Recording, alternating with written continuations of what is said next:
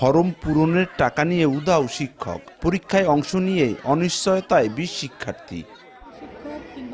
মাদারীপুর সদর উপজেলার মোস্তফাপুর বহুমুখী উচ্চ বিদ্যালয়ে মূল্যায়ন পরীক্ষায় 2 বিষয়ে ফেল করে 20 শিক্ষার্থী। তাদের এসএসসি পরীক্ষায় অংশগ্রহণের আশ্বাস দিয়ে বিদ্যালয়ের খণ্ডকালীন সহকারী শিক্ষক সোহেল মোরল ও অফিস সহায়ক নূর আলম লিটন জনপ্রতি 15,000 টাকা করে নেন, কিন্তু ফরম পূরণের টাকা ব্যাংকে জমা না দেয়ায় আসেনি ওই 20 শিক্ষার্থীর এসএসসি পরীক্ষার প্রবেশপত্র।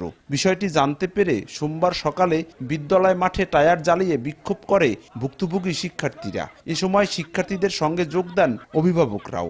শেষ মুহূর্তে এসে আমাদের বলতেছে যে তোমরা কি তোমাদের এডমিট দিতে পারবো না। তাহলে এতজন শিক্ষার্থী কি করবে বলেন? তাদের লাইফ নষ্ট। আমরা পরীক্ষা দিতে পারবো, আমাদের জীবনটা যদি আমরা ফেলও করি তো পরীক্ষা নাম হবে যে আমরা পরীক্ষা দিচ্ছি।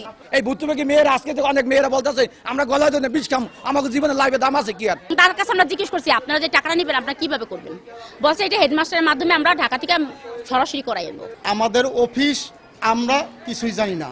এ ঘটনায় তদন্ত করে ব্যবস্থা গ্রহণের আশ্বাস দিয়েছে উপজেলা প্রশাসন। আমরা তাৎক্ষণিকভাবে সেই খণ্ডকালীন শিক্ষককে বরখাস্ত করার জন্য, সাময়িক বরখাস্ত করার জন্য বলা হয়েছে। কর্তৃপক্ষ সেই প্রসিডিউরে আগাচ্ছে। ঘটনার পর মোবাইল ফোন বন্ধ করে লাপাত্তা অভিযুক্ত শিক্ষক সোহেল মোরল ও অফিস সহায়ক নূর আলম লিটন। সঞ্জয় কর্মকার, অভিজিৎ, সময় সংবাদ, মাদারীপুর।